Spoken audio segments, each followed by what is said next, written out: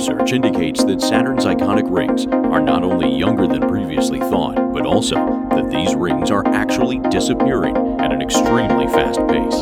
The research found that the rings are draining away toward the planet as a dusty rain of ice particles.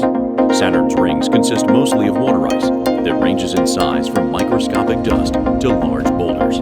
Ultraviolet light from the sun and plasma clouds coming from tiny meteorite strikes charge the icy dust, which then becomes bound to Saturn's magnetic field and pulled into the planet by gravity. This material rains into the planet and begins to disintegrate, allowing it to react chemically with the electrically charged part of Saturn's upper atmosphere, the ionosphere.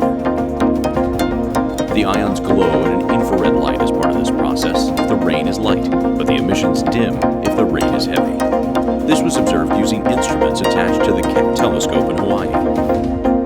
The rate of disappearance in this ring rate study has allowed scientists to infer that Saturn's rings formed less than 100 million years ago. This means Saturn wasn't born